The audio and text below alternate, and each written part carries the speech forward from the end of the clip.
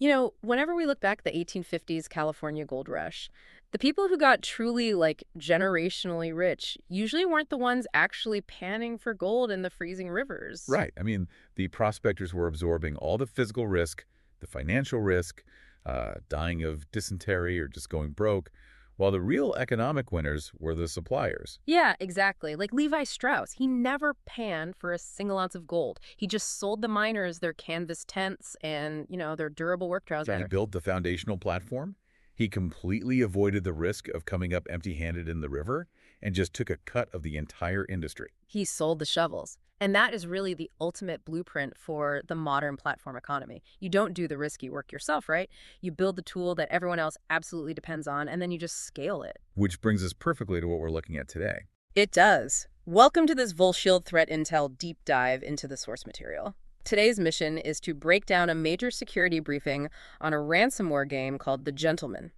We are going to explore how they applied this exact Silicon Valley startup playbook, selling the shovels, basically, to become this dominant, wildly successful cybercriminal enterprise. And we are approaching this with a very serious journalistic lens, because the reality of this threat is stark.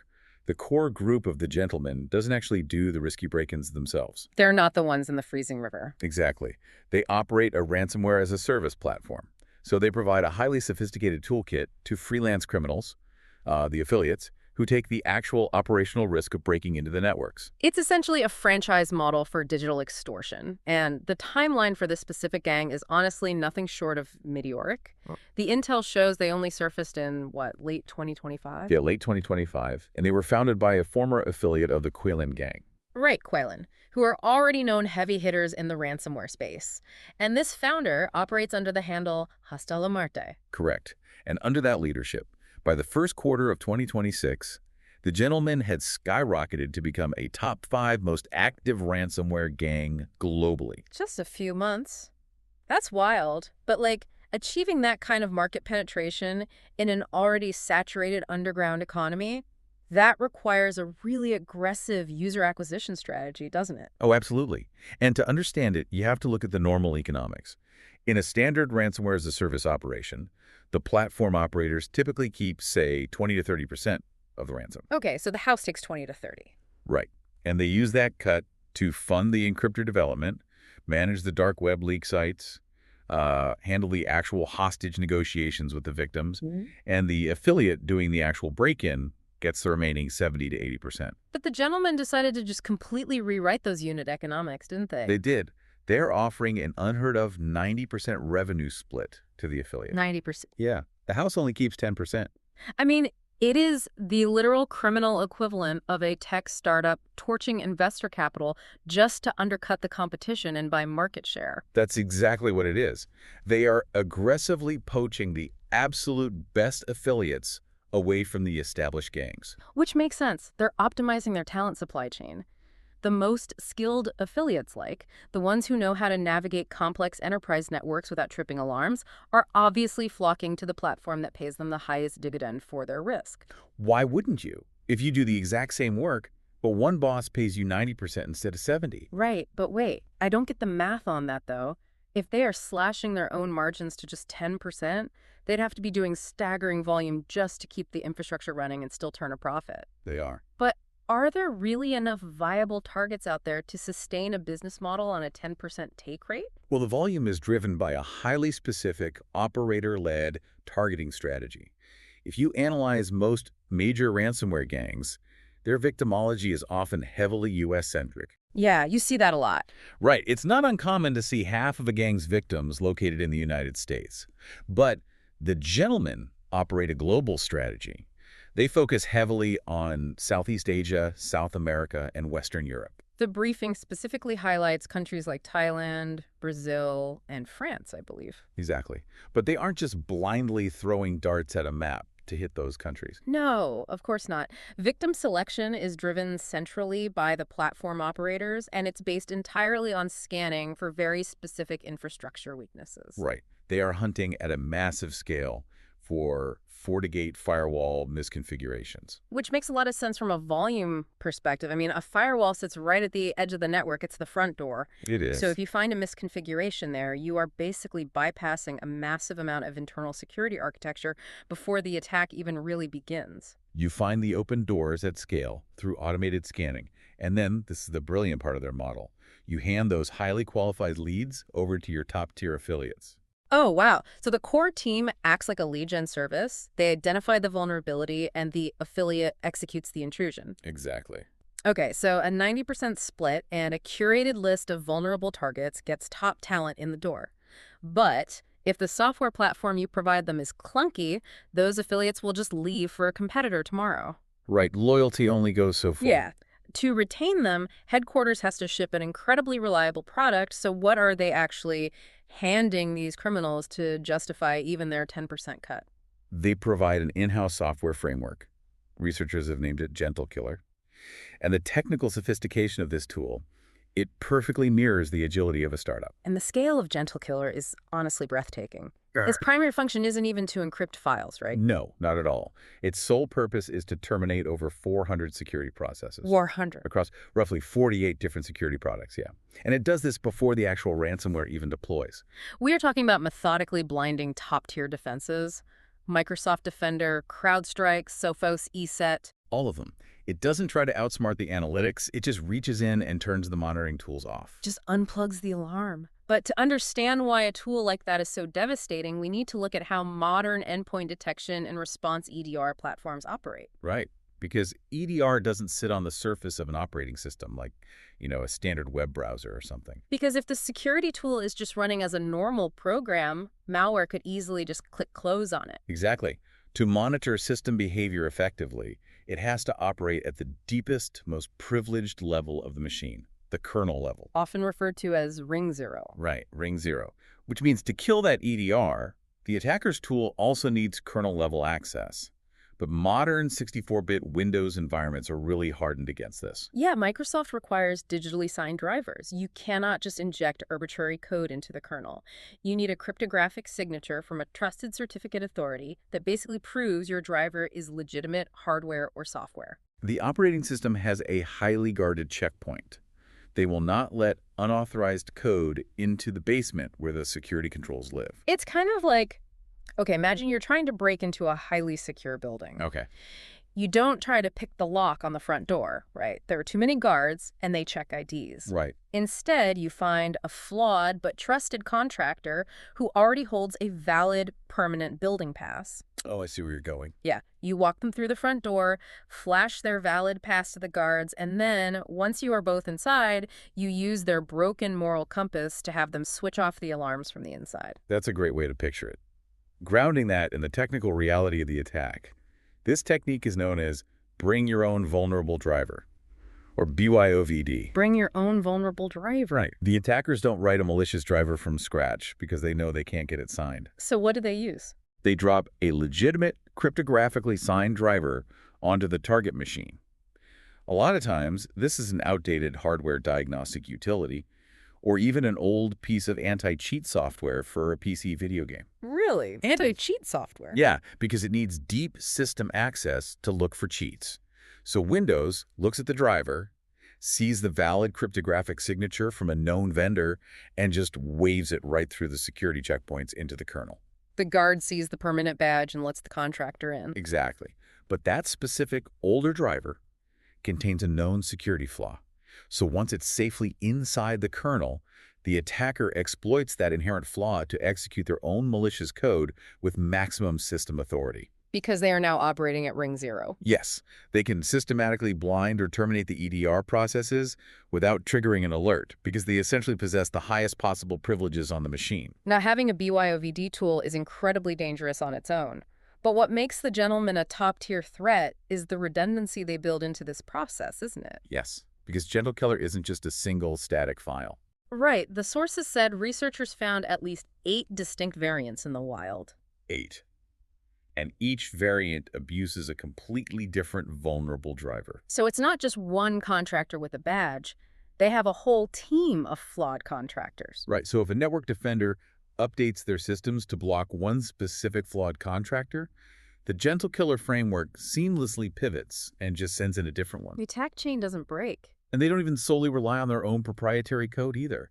They actively fold in third-party killers sourced from the broader criminal underground. Oh, like the ones tracked by researchers as Hex Killer and Throttle Blood? Yep, and Habit Killer, all of those have been integrated into their operations. But wait, how do they manage all these different chaotic tools without the platform just becoming a fragile, buggy mess? It's clever. The operators standardize all these disparate killers using a shared evasion layer. An evasion layer. Yeah, they package everything into a clean, uniform product for the affiliates. And a big part of that is impersonating legitimate security vendors to hide the files in plain sight. Right, the sources mention they use fake version information, they copy legitimate digital certificates, and they even steal the vendor icons from real security products. But, and maybe this sounds naive, why does slapping a stolen vendor icon on a piece of malware actually work? It exploits legacy trust models within certain heuristic standards. Okay, how so? Well, some automated security tools look at the metadata and the visual hallmarks of a file to determine its trustworthiness, mostly to save processing time. So if a file carries the icon and the version data of a known trusted vendor, a less sophisticated scanner might deprioritize its analysis. It just assumes, oh, it's a benign system update. They're literally blending into the background noise of a normal corporate network. Exactly. And then, on top of that, they wrap the whole package in commercial code protection software.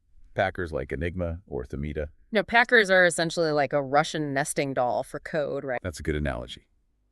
Legitimate software developers use them to protect their intellectual property from being reverse engineered. The Packers scramble the underlying logic, they compress it, they add anti-debugging tricks. And the gentlemen just use these commercial tools to obscure their BYOVD exploits. Right, making it incredibly difficult and time-consuming for incident responders to actually analyze the malware and extract indicators of compromise. But I'm stuck on something. If they are mostly just cobbling together existing third-party tools like Habit Killer and known exploits and off-the-shelf commercial Packers, what makes their engineering team so uniquely dangerous? Why is this specific group keeping defenders up at night? It comes down to one terrifying metric. Which is? Their speed. Speed. Think about the normal cybersecurity lifecycle. When researchers discover a new vulnerable driver, they publicly disclose a proof of concept. They publish the flaw so that vendors can issue a patch, and so defenders can update their block lists to secure their environments. Right. That is the foundation of how the security community works. But if I'm a defender listening to this, I'm realizing the same vulnerability reports my team uses to patch our systems are the exact blueprints the gentlemen use to build their next weapon. Oh, wow. It's a literal race. And the gentlemen are often winning that race. They treat public defensive research as their own product roadmap. So when new proofs of concept are released by researchers, like those exploits tracked as Unknown Killer and Poison Killer, what's the turnaround time? The gentleman folded those into the Gentle Killer suite within days of the public release. Within days? That is wild. Yeah, they function exactly like an internal development platform at a major tech company. They aren't writing zero-day exploits from scratch in the dark. They are taking the blueprints the security community publishes and weaponizing them instantly. Instantly. They ship fresh, fully integrated exploits to their affiliates with the agility of a Silicon Valley tech giant, pushing a feature update to your smartphone. Which is terrifying. So, bringing this back to the listener, what does this all mean for you? If you are a security leader, an IT director, or a business stakeholder trying to protect an organization, how do you actually defend against a threat that actively turns your own alarm system against you? The core lesson here is a really harsh reality check for the industry. EDR is no longer a silver bullet. Right. We can't treat it as this impenetrable shield that just magically solves all our visibility problems. No. It is now an explicit primary target. You have to design your security architecture under the assumption that the alarm might be silently disabled before the real break-in even begins. Which means we need a multi-layered strategy that doesn't rely on a single point of failure. If the alarm itself is the target, the logical first step is that we have to protect the alarm. Absolutely. That requires tamper protection. Okay, tamper protection. You must ensure this feature is active within your EDR platform and that it is continuously monitored. The agent needs to actively fight back against being terminated or having its configuration changed. And crucially, if an EDR agent goes offline silently, that cannot be treated as a routine IT glitch. Never. That silence should trigger a massive internal response. The silence is the attack. Okay, so we harden the alarm. But we also know exactly how they are getting to the alarm in the first place. They are bringing in those flawed contractors. Right, the BYOVD technique. To stop the flawed contractors, you enforce a vulnerable driver block list at the operating system level. Microsoft maintains and updates those lists, They right? do. You configure the operating system to explicitly reject known vulnerable drivers from loading into the kernel, even if their cryptographic signature is technically valid. So you essentially stop the contractor at the front door, regardless of the badge they're wearing. Exactly. But stepping back even further, how did the contractor even get to the front door of the building? We know their targeting strategy relies heavily on external exposure. And that brings us to edge hardening. The initial access vector for this specific campaign is heavily reliant on exposed infrastructure. The FortiGate misconfigurations. Yes.